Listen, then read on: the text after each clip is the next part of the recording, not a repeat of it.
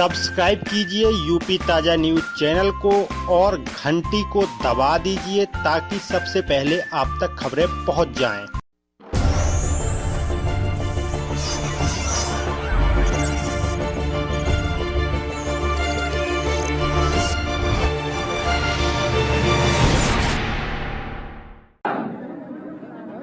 ये जो पानी की बोतल फेंक रहे हैं वे कृपया पानी की बोतल न फेंकें, आराम से बैठ जाएं। ये अभद्रता है और अशिष्टता भी। अगर कोई बीच में फेंक रहा है उनको रोक दें।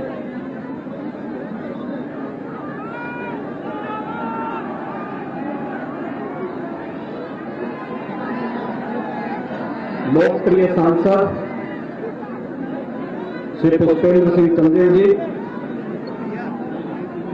भारतीय जनता पार्टी के लोकप्रिय विधायक और राठ विधानसभा सीट से विधायक के प्रत्याशी श्रीमती मनीषा अनुरागी जी,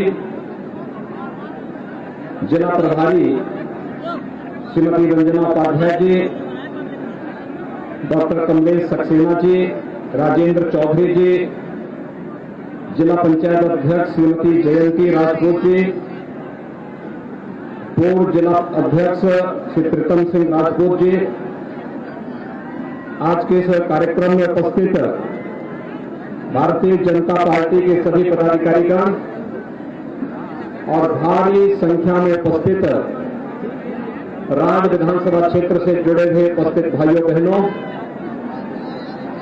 बाबा पाटलेश्वर के चरणों में नमन करते हुए सुमेरपुर स्थित तपोभूमि मंदिर स्वामी रोकीराम महाराज की समाधि और अभी मुझे यहाँ पर स्वामी ब्रह्मानंद जी महाराज की पावन समाधि पर भी पुष्पांजलि करने का अवसर प्राप्त हुआ है। भारत माता के इन महान सपूतों के प्रति विनम्र श्रद्धांजलि अर्पित करते हुए मैं आप सभी राजवासियों का हृदय से स्वागत करता हूं, अभिनंदन करता हूं। भाइयों बहनों, बुंदेलखंड तीर्थ भूमि है, वीर और वीरांगनाओं की भूमि है, प्रचुर प्राकृतिक संसाधन से भरपूर, प्रकृति और परमात्मा के सीम कृपा की भूमि है। और इस भूमि पर 5 वर्ष के अंदर हमें आप सबकी सेवा करने का अवसर प्राप्त हुआ है। आज उसी का लेखा जोखा प्रस्तुत करने के लिए मैं आपके बीच में राठ में आया हूं और श्रीमती मनीषा अनुरागी को फिर से विधायक बनाने की अपील करने के लिए भी आया हूं। मुझे अभी यहां बताया गया कि यहां पे स्वामी ब्रह्मानंद जी के नाम पर जो महाविद्यालय है, ये लोग विश्वविद्यालय बनाना चाहते हैं। भाइयों बहनों, हमारे पास दोनों प्रकार की स्कीम है। दोनों प्रकार की स्कीम इस प्रकार की कि अगर प्रबंध समिति स्वयं विश्वविद्यालय बनाना चाहती है और 20 एकड़ भूमि उनके पास है, वे आवेदन करें, उनको कोई देर नहीं लगेगी। निजी विश्वविद्यालय निर्माण की कार्रवाई स्वयं भी उनके स्तर पर यहां पर आगे बढ़ सकती है। हमने पहले से ही उसके नियम बना दिए हैं, कहीं कोई किसी प्रकार की कोई दिक्कत ही नहीं है। ये कोई सपा बसपा की सरकार नहीं कि कोई लेन देन हो, यहां पे तो पूरी पारदर्शी योजनाएं हैं। और दूसरा अगर सरकार के अंदर चाहते हैं तो उनको पूरी प्रॉपर्टी सरकार को देनी होगी। सरकार इस कार्रवाई को आगे करेगी। हमें तो पहले प्रसन्नता होगी कि अगर पब्लिक हमें संपत्ति दे और सरकार वहां पे विश्वविद्यालय बनाए तो सरकार का भार कम हो जाता है, इसमें भी हमें प्रसन्नता होगी। आप लोग तय करें, जिसमें भी यहां का प्रबंध समिति सहमत हो, राज्य सरकार उसमें भरपूर सहयोग करेगी। भाइयों बहनों, मैं आज आया हूं आप सबसे सही महीने में बात करने के लिए, अपने दिल की बात करने के लिए। और इसलिए आया हूं, जब मैं यहां पर आया हूं तो आज सुबह मैं पहले सदगुरु संत शिरोमणि रविदास जी महाराज के पावन जन्मस्थली सीर गोवर्धन में प्रातः काल वहां दर्शन करके, वहां संतों से मुलाकात करके और वहां के समग्र विकास के लिए सरकार ने क्या कार्य योजना बनाई है, इन सब पर चर्चा करने के बाद मैं आपके बीच में यहां पर आ रहा हूं। आज माघी पूर्णिमा है। माघी पूर्णिमा के अवसर पर हर सनातन धर्मावलंबी जगह जगह स्नान करता है, तीर्थों में जाता है। गंगा स्नान, यमुना स्नान, संगम में स्नान चल रहा है। मैं इस अवसर पर आप सबको हृदय से बधाई देता हूं, आपका अभिनंदन करता हूं। संत रविदास जी की भी आज पावन जयंती है। इस अवसर पर भी मैं आपको बधाई देता हूं। और भाइयों बहनों, जब मैं यहां पर आया हूं आपके बीच में, तो मुझे आपको बताते हुए कोई संकोच नहीं कि 5 वर्ष पहले इस बुंदेलखंड क्षेत्र की क्या स्थिति थी। 5 वर्ष पहले इसी बुंदेलखंड में खनन माफिया हावी थे, भू माफिया हावी थे, पेशेवर अपराधी और माफिया हावी थे और डकैतों का एक पैरेलल साम्राज्य यहां पर संचालित होता था। लेकिन 5 साल के अंदर भारतीय जनता पार्टी ने प्रधानमंत्री मोदी जी के नेतृत्व में 2017 में आपसे जो कहा था, भारतीय जनता पार्टी ने वो करके दिखाया है। भाइयों बहनों, 5 वर्ष पहले बेटियां सुरक्षित नहीं थी। इन 5 वर्षों में हर बेटी अपने आप को सुरक्षित महसूस कर रही है और बिना भय और आतंक के स्कूल जा सकती है।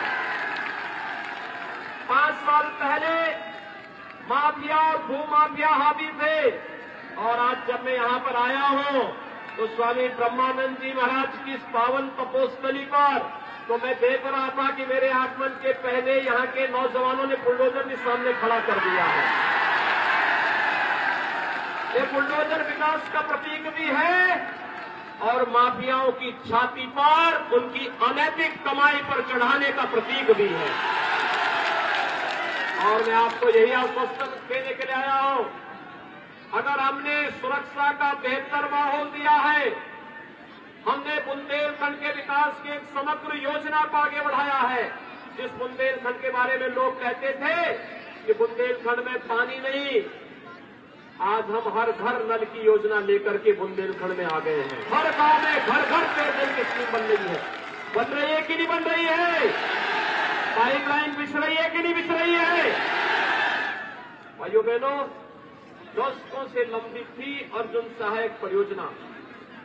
अर्जुन सहायक परियोजना का लोकार्पण प्रधानमंत्री जी ने कर दिया है ना। हमीरपुर, महोबा, बांदा, चित्रकूट, ललितपुर, ये 5 जनपद इससे सीधे सीधे लाभान्वित होने वाले हैं। और अभी तो केन बेतवा नदी जोड़ो कार्यक्रम हो रहा है और हम लोगों ने पुष्पेंद्र जी से कहा है इसकी कार्य योजना बनाइए। हमीरपुर जनपद में भी इसका पानी आना चाहिए जिससे यहां के लोगों को कोई समस्या न होने पाए। भाइयों बहनों, आज बुंदेलखंड एक्सप्रेस वे बन रही है ना। बुंदेलखंड एक्सप्रेस वे बन रही है और डिफेंस कॉरिडोर भी बन रहा है। देखिए फर्क साफ है। ये जो समाजवादी परिवारवादी थे ना, वास्तव में समाजवादी और परिवारवादी नहीं थे भाइयों बहनों, ये तमंचावादी भी थे। इन्होंने तो बुंदेलखंड के हर जिले में तमंचा की अवैध फैक्ट्री लगाने का काम किया था। यहां के नौजवानों के भविष्य के साथ खिलवाड़ करने का कार्य किया था। और आज भाइयों बहनों, बुंदेलखंड में तोप बनाने का कारखाना और फाइटर विमान बनाने का कारखाना, लड़ाकू विमान बनाने का कारखाना भारतीय जनता पार्टी की डबल इंजन की सरकार डिफेंस कॉरिडोर के माध्यम से लगा रही है। अभी बनने दीजिए बुंदेलखंड एक्सप्रेसवे को पूरा। बुंदेलखंड एक्सप्रेसवे बनेगी तो भाइयों बहनों यहां उद्योग भी लगेंगे। मेरे बुंदेलखंड के नौजवानों को नौकरी और रोजगार के लिए बुंदेलखंड को जोड़ छोड़ करके नहीं जाना पड़ेगा और हर घर को पानी, हर घर नल और हर खेत को पानी पहुंचा करके यहां की धरती से भी सोना उगलने का कार्य करेंगे। यहां का किसान भी खुशहाल होगा। नौजवान भी खुशहाल होगा। आज बुंदेलखंड इस दिशा में आगे बढ़ा है। पर्यटन की ढेर सारी संभावनाएं यहाँ पर है। इस पर्यटन की संभावनाओं के माध्यम से यहाँ के नौजवानों की आस्था, यहाँ की आम जनमानस की आस्था का सम्मान तो होगा ही, लेकिन यहाँ के नौजवानों के लिए रोजगार सृजन का कार्य भी इस पर्यटन के माध्यम से विकसित करेंगे। और इसीलिए आज मैं आपके पास आया हूं। भाइयों बहनों, आप देख सकते हैं बुंदेलखंड के लिए हमारी जो कार्य योजना थी, अकेले हमीरपुर जनपद की ही मैं बात करूं तो भाइयों बहनों, हमीरपुर में 41,400 से अधिक किसानों का ऋण माफी का कार्यक्रम हमारी सरकार ने किया था। 41,400 प्रधानमंत्री किसान सम्मान निधि में 1,76,600 से अधिक किसानों को सालाना 6,000 रुपये सालाना उनके अकाउंट में स्वतः ही आ रहे हैं। भाइयों बहनों, पाइप पेयजल स्कीम के अंतर्गत यहां पर 27,682 परिवारों में कनेक्शन दिए जा चुके हैं। और अगर मैं दिव्यांगजन पेंशन, निराश्रित महिला पेंशन, वृद्धावस्था पेंशन की बात करूं, समाजवादी पार्टी ने इस पेंशन को रोक दिया था। और भाइयों बहनों, आज हमारी सरकार प्रदेश के अंदर 1 करोड़ दिव्यांगजनों को, विधवा महिलाओं को और प्रदेश के वृद्धजनों को 12,000 रुपये सालाना पेंशन उपलब्ध करवा रही है। और अगर मैं हमीरपुर की बात करूं तो 7,066 दिव्यांगजन, 17,329 निराश्रित महिला और 49,045 वृद्धजनों को हम आज के दिन पर बुंदेलखंड में 12,000 रुपये पेंशन की सुविधा अकेले हमीरपुर जनपद में उपलब्ध करवाने का कार्य कर रहे हैं। भाइयों बहनों, प्रधानमंत्री आवास योजना समाजवादी पार्टी की सरकार में पूरे प्रदेश में 5 वर्ष में 18,000 आवास नहीं दे पाए थे पूरे प्रदेश में। और हमारी सरकार ने, भारतीय जनता पार्टी की डबल इंजन की सरकार ने इसी कालखंड में 43,50,000 गरीबों को एक आवास दिया है और हमीरपुर में 15,000 गरीबों को एक आवास मिल गया है। भाइयों बहनों, हमारा युवा क्यों से छूट जाएगा? हमने तय किया है हर युवा को स्मार्टफोन और टैबलेट उपलब्ध करवाने का कार्य करेंगे। 200 नौजवानों को मिल चुका है, उसकी कार्रवाई चल रही है। समाजवादी पार्टी ने इसकी कंप्लेंट कर दी है चुनाव आयोग में। कुछ देर के लिए भले रुका होगा, अभी तो 1 करोड़ नौजवानों को दे रहे हैं। अगर हमने कहा तुम रोक लगाओगे, हम चुनाव के बाद 2 करोड़ नौजवानों को टैबलेट स्मार्टफोन देने का कार्य करेंगे। भाइयों बहनों, आज जब मैं आपके पास आया हूं आपसे कहने के लिए, मैं तो आपसे एक अपील करने के लिए आया हूं। मुझे एक बात बताइए, कोरोना कालखंड में ये सपा बसपा कांग्रेस के नेता कहीं थे? कहीं दिखाई दे रहे थे? ये परिवारवादी, वंशवादी, बहुरूपिया ब्रांड जो समाजवाद का आया है, परिवारवाद का, वंशवाद का, माफियावाद का, तमंचावाद का, क्या ये लोग भी कहीं थे? कहीं आता पता लग रहा था इनका? लेकिन कोरोना कालखंड में भी डबल इंजन की सरकार कार्य कर रही थी ना। फ्री में टेस्ट, फ्री में उपचार, फ्री में वैक्सीन। कितने लोगों ने वैक्सीन ले ली है? और सड़क वाले लोग क्या वैक्सीन से परे हैं क्या? आप में से कितने लोगों ने वैक्सीन ली है? सभी लोग हाथ खड़ा करके मुझे बताओ। आपका अभिनंदन, 100% लोगों ने वैक्सीन ले ली है। भाइयों बहनों, मैं आपसे बताना चाहता हूं, यही वैक्सीन कोरोना महामारी से बचा रही है। तीसरी वेव कब आई, कब चली गई, कोई पता नहीं लगी, क्योंकि कोरोना को हमने, जैसे आपने सपा बसपा कांग्रेस के चिन्ह को बोतल में बंद करके हमेशा के लिए इन्हें राजनीति से खारिज कर दिया है, ऐसे ही कोरोना के जिन को हम लोगों ने भी बोतल में बंद करके हमेशा के लिए बंद करके रख दिया है। और इसीलिए आज मैं आपके पास आया आपसे कहने के लिए, फ्री में वैक्सीन, सबको वैक्सीन। लेकिन जो लोग वैक्सीन का विरोध कर रहे थे, आज समय आ गया है चुनाव की जोरदार वोट की तोड़ से इनको मुंहतोड़ जवाब देने की आवश्यकता है। और भाइयों बहनों, एक बात और, फ्री में वैक्सीन, सबको वैक्सीन तो मिलाई। अब तक की महामारी का ये रिजल्ट रहता था कि जितने लोग बीमारी से मरते थे उससे कई ज्यादा लोग मरते थे भूख से। डबल इंजन की सरकार ने हर महीने 2 बार राशन दिया है ना, डबल डोज राशन की भी सभी लोगों को मिल रहा है ना, कोई दिक्कत तो नहीं है। ये राशन पहले सपा की सरकार में कहां चला जाता था? खा जाता था सिपाही खानदान, उनके गुर्गे खा जाते थे, गरीब देखता रह जाता था। आज कह रहे हो कि घी देंगे, अरे जब मौका मिला था तब तो सब गरीबों का हजम कर गए थे। आज देंगे कहां से? आज तो जनता इस लायक ही नहीं छोड़ रही कि वे दे सके। आज कहते हैं कानून अच्छा करेंगे, अरे अच्छा तो हम कर ही चुके हैं। आप सोचिए, आपने समाजवादी पार्टी के नेताओं का बयान किसी अच्छे कार्य में सराहना करते हुए देखा है क्या कभी? वैसे समाजवादी पार्टी से अच्छे की उम्मीद की भी नहीं जा सकती। उनकी संवेदना किसानों के प्रति नहीं, नौजवानों के प्रति नहीं, बेटियों की सुरक्षा के प्रति नहीं। उनकी संवेदना तब होती है भाइयों बहनों, तब जागती है जब माफियाओं के ऊपर बुलडोजर चलता है। तब कहते ये नहीं करना चाहिए। माफिया के प्रति, पेशेवर अपराधियों के प्रति उनकी संवेदनाएं हैं। उनकी संवेदना गांव के लिए नहीं, गरीब के लिए नहीं, नौजवान के लिए नहीं, किसानों के लिए नहीं है। और इसलिए भाइयों बहनों, मैं आप सबसे कहने के लिए आया हूं, भारतीय जनता पार्टी ने विकास किया है और भारतीय जनता पार्टी विकास कराएगी। हमने तो जो कहा वो करके दिखाया है। आखिर मुझे बताइए कि अयोध्या में राम मंदिर का निर्माण कांग्रेस, सपा, बसपा कोई कराएगा क्या?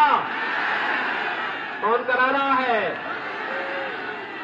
ये भाजपा की डबल इंजन की सरकार ही करा पाएगी। काशी में काशी विश्वनाथ धाम का निर्माण कौन करा रहा है? और विंध्यवासिनी धाम का और चित्रकूट के सुंदरीकरण का, यह भी भारतीय जनता पार्टी की डबल इंजन की सरकार करा रही है। भाइयों बहनों, बेटियों की सुरक्षा हो या बेटियों को मिलने वाली कन्या सुमंगला योजना या सामूहिक विवाह की योजना, बिना भेदभाव के दिया जा रहा है। छात्रों की स्कॉलरशिप हो या उन्हें सरकारी नौकरी या टैबलेट और स्मार्टफोन देने की कार्रवाई ये सरकार कर रही है। हर घर नल और हर खेत को पानी देने का काम भी कोई कर रही है, तो भारतीय जनता पार्टी की डबल इंजन की सरकार कर रही है। तो भाइयों बहनों, वोट पाने का अधिकार भी तो भारतीय जनता पार्टी को ही होना चाहिए ना। क्या मनीषा ड्रागी जी को भारी बहुमत से विजयी बनाएंगे? भारी बहुमत से, कमल चुनाव चिन्ह पर। भाइयों बहनों, ये कमल चुनाव चिन्ह पर याद रखना, विपक्षियों की जमानत तब जब जब्त होगी, चुनाव के दिन जब आप पहले करेंगे पहले मतदान, फिर जलपान। पहले मतदान, पहले मतदान, पहले मतदान। जब पहले मतदान करने के लिए जाएंगे, सबसे पहले मतदान जब ये लक्ष्य को लेकर के आप चलेंगे, तब विपक्ष की जमानतें जब्त होंगी। तो मनीषा ड्रागी जी को आप कमल चुनाव चिन्ह पर भारी बहुमत से चुनाव जिता करके भेजेंगे। विकास और बुलडोजर साथ साथ चलना चाहिए ना। गरीब को राशन ऐसे मिलते रहना चाहिए ना। विकास ऐसे चलना चाहिए ना। सहमत है? सपा बसपा कांग्रेस के बहकावे में तो नहीं आएंगे ना। दूर तक भी मत पटकने देना, दूर तक भी नहीं, क्योंकि ये प्रदेश के विकास के अपशकुन है। अपशकुन को जितना दूर कर लोगे उतना वर्तमान और आने वाली पीढ़ी का भविष्य बन पाएगा। और इसलिए भाइयों बहनों, दोनों हाथ ला करके मेरे साथ बोलेंगे, दोनों हाथ ला करके, जहां तक मेरी आवाज जा रही है, भारत माता की, भारत माता की, भारत माता की।